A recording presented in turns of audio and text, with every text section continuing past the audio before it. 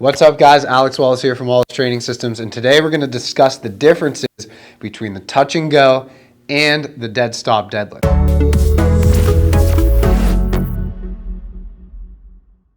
So first, let's look at the touch and go deadlift. Let's define it. What is a touch and go deadlift? I would say it's when you're deadlifting and you don't have a prolonged pause on the ground and you don't leave all of the slack off of the bar. So basically, you might touch the ground every single time, so it's still a deadlift, but you're not actually stopping completely. And if you do, you're not letting all of the slack come out of the bar and resetting your position. So there are some advantages to a touch and go deadlift. I would say the first one would be it adds some novelty to the program.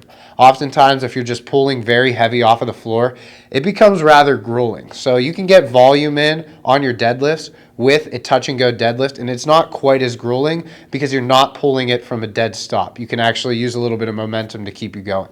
I think another good reason to do a touch and go deadlift are for people who just absolutely despise the Romanian deadlift. So the Romanian deadlift will target your glutes and hamstrings more directly than a deadlift, but it's still a good variation for people who they just don't feel the Romanian deadlift. It hurts their back, something like that. So you can still load the posterior chain and those muscles, not as directly, but sufficiently with a touch and go deadlift, much like a Romanian deadlift. And then lastly, I think an advantage of the touch and go deadlift, or at least one reason to do it, would be if you're going to compete in something that involves touch and go deadlifts. So I know that, some CrossFit competitions will have a touch and go deadlift in their actual event, or they might say, do this for 5 reps or 10 reps or whatever, in which case, why wouldn't you touch and go? If you're dead stopping every single time, it's just going to take more time. And oftentimes, these competitions are done for time. But those are the main reasons I could see somebody using a touch and go deadlift, but there are some drawbacks. The first one, I think this is the biggest one, has to do with technique.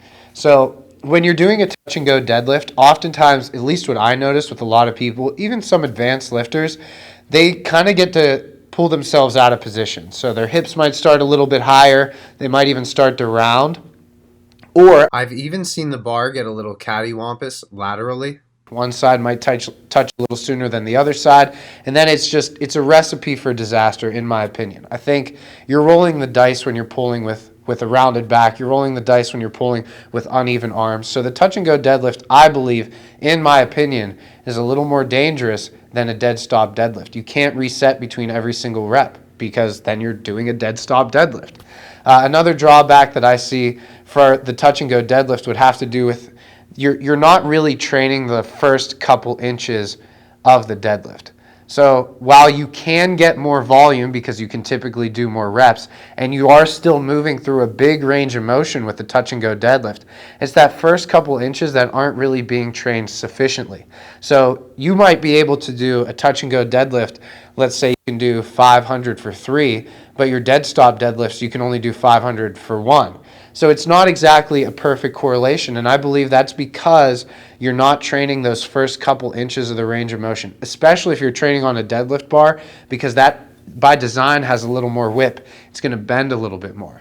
So that's the main synopsis of a touch and go deadlift. Let's look a little bit at the dead stop deadlift. I just like that variation a little bit more. Nothing against the touch and go, but I find the advantages of the dead stop deadlift to be, first and foremost, the range of motion. I touched on that earlier. I think that you are training the fullest range of motion that you can, given that you're using 45-pound plates for an actual deadlift. So the range of motion is a big one. Second reason I like the dead stop deadlift a little bit more, that's I'm partial to it, is because it's a little bit safer.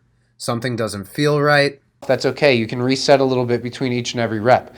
Now, you don't want to, sufficiently rest so it's not exactly the same set, but if you take 1 to 3 seconds, adjust your grip a little bit, make sure your hips are where you want them, that's going to be just a safer pull, in my opinion. In addition to that, I think that if you're going to do something that involves lifting something from a dead stop, the dead stop deadlift just makes more sense. So whether you're doing a powerlifting meet, in which case that bar starts on a dead stop in front of you, you don't have to do 2 reps, you just do 1. Or if you're doing an Olympic lifting meet like a clean or a snatch, all the times you're pulling off that bar off the floor from a dead stop. So the dead stop deadlift is just more specific for those events.